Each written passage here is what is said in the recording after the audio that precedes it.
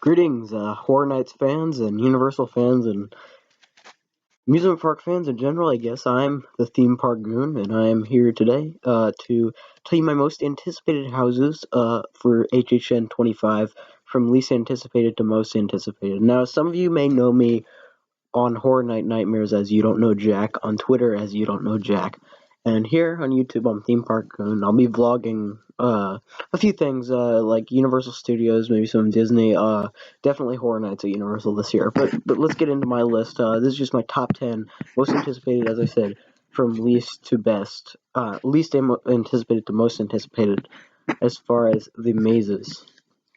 Number 9, my least anticipated house, a lot of you might see this coming, is The Walking Dead, The Living and the Dead.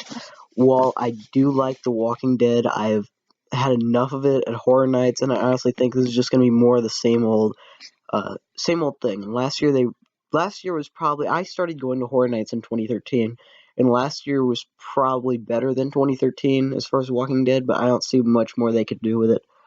But yeah, that's my short explanation on that one.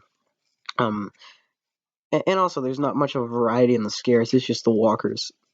Number 8 is The Purge, and the reason I put this at number 8 uh, is I was very excited for Scream, but of course, as we know, Scream was canceled at the last minute, and we're getting The Purge.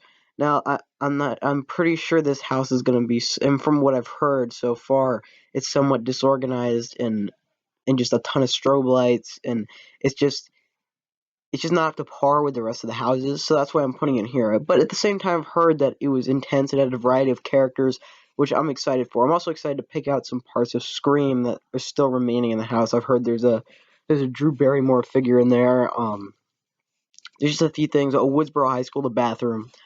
Anyway, number 7, Asylum in Wonderland 3D. Now, this one I am looking forward to, but not because of the content of the house.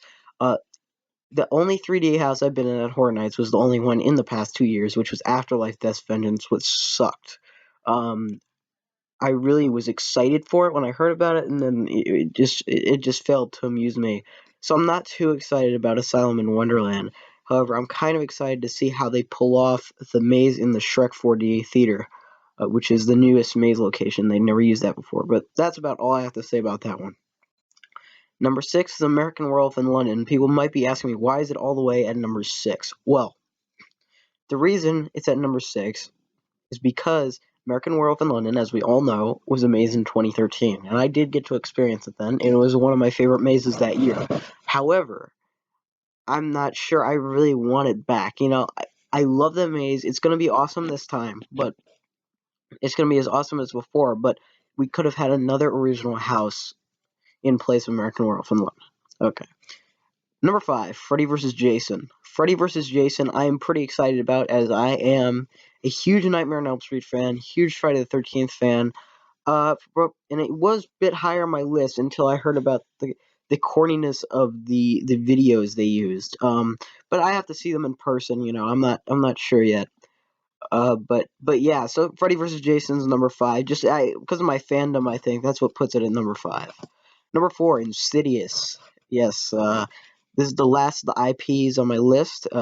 And the thing is, with Insidious, I've heard it is terrifying. Even without the actors in it, it's just so unsettling with the lights on. And from what I've seen of it, it looks terrifying. Um, I think this could be the Halloween of the year. Halloween last year is possibly my favorite Horror Nights maze that I've ever been in, which I don't have a lot to work with because I only came 2013, 2014. I did all the mazes each year. But yeah, so I'm very excited for Insidious. Number 3, now we're back to some originals.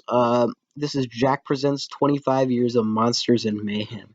Now, I'm excited for this personally because, I'm kind of a newcomer to Horror Nights.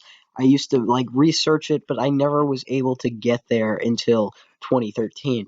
And to me, Monsters and Mayhem will encompass all of the houses that I missed from the past and give me a taste of everything that I've heard of and heard is so great about Horror Nights. And that really excites me. That's about it for Monsters and Mayhem. Number 2, Body Collector's Recollections. Now, I this one is at number 2 for me for the same reason as the last one, that I get to experience both the Body Collectors franchise and the Psychoscarapy franchise in one house.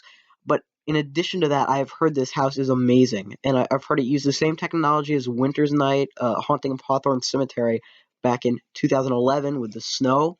The snow effects I've heard are very amazing, and I've heard over those set dressing, and this is just subpar, and it's subpar. No, it's superb. What am I thinking? And and yes, it just makes me very excited to witness these characters. I think I'm gonna be terrified in that one. Body collectors are creepy as hell. Okay, number one. Now, a lot of people are gonna be like, "Why is this on my number one?" And that number one is Run, Blood, Sweat, and Fears. Now, I am very excited for this maze, uh, mainly because I love the idea of Run. The original run, if you don't know, and I never got to experience it. I'm just going off what I've heard and what I've been able to put together. Was going to be Eddie's house in 2001. Now, of course, Eddie was the icon, supposed icon of 2001, until the 9/11 terrorist attacks happened, and they decided he's too graphic to present to a post 9/11 society. So Eddie was scrapped and replaced with Jack, but Run kind of remained, and it was kind of like out of place without Eddie. But the theory was it's a game show where like unwilling participants are sent in, they have to survive. Now the original one, you were actually able to run through it, and most of it was chain link fence and everything, and it just sounded so awesome. And Run Hostile Territory was different but similar at the same time from what I've heard in 2006. And I never thought I'd get to experience a run house, and the run houses intrigued me the most of any house really. Of any of the Horror Nights houses that I heard of. I'm not sure why. I mean, oh, the awesome thing, it's taking place in Hellgate Prison. Once again, I get to experience a little bit of Hellgate Prison in the mix. I better wrap this up now, but yeah, that is my countdown from my least anticipated to my most anticipated mazes for HHN 25. I will be going there in October, and I will make vlogs and videos. This will be my last video for a while, but also my very first video. But yes, thank you for watching, and enjoy and subscribe maybe, and see if you like my videos. Okay, thank you.